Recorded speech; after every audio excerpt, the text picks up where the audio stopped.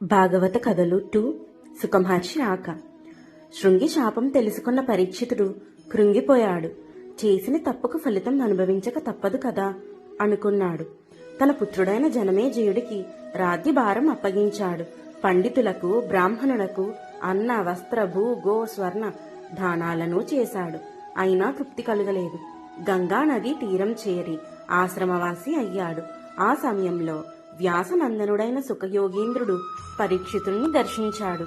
ఆయనను సాదరంగా ఆహ్వానించి అర్ఘ్యమిచ్చి ఆసనమిచ్చి పాదాలకు నమస్కరించి, మహాత్మా, నా మరణం ఎప్పుడో నాకు తెలిసిపోయింది కనుక నాకు ముక్తి మార్గం చూపించండి అంటూ సుఖమహర్షిని వేడుకొన్నాడు. సుఖయోగేంద్రుడు పరీక్షితుడికి ధైర్యం చెబుతూ, నాయనా, చింతించకు. మునికుమారుని శాపం ఫలించటానికి 7 రోజుల గడువు ఉంది. ఈ 7 దినాలలో సర్వ పాపాలను హరించి ముక్తిని ప్రసాదించే పుణ్యగాథ అయిన భాగవత కథలను నీకు వినిపిస్తాను. ఈ సకల సృష్టిలో సర్వ పాపాలను హరించగలిగేది శ్రీమన్నారాయణుని నామం ఒక్కటే. అంతకు మించిన ఉత్తమ మార్గం మరొకటి లేదు. పూర్వం కట్వాంగుడు అనే మహారాజు దేవ అసుర సంగ్రామంలో దేవతలకు సాయంగా యుద్ధానికి పోయి తిరిగి వచ్చాడు. అప్పటికి అతడి వంశంలో చాలా తరాల వారు గతించిపోయారు.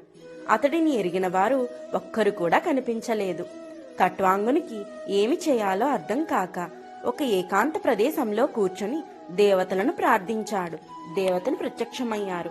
దేవతలారా, నేను మీకోసం యుద్ధం చేస్తూనే ఉన్నాను. ఇక్కడ నా వంశంలో ఎన్నో తరాలు గతించిపోయాయి. నా వంశంలోనే నన్ను గుర్తించేవారు కరువయ్యారు. ఇప్పుడు నేనేం చేయాలి? నా ఆయువు ఇంకా ఎంత కాలం ఉందో చెప్పండి. దానిని బట్టి కొంతకాలం రాజ్యపాలన చేసి తపస్సుకు పోవటమా, రాజ్యకాంక్ష వదిలేసి తపస్సుకు పోవటమా నిర్ణయించుకుంటాను అని అన్నాడు.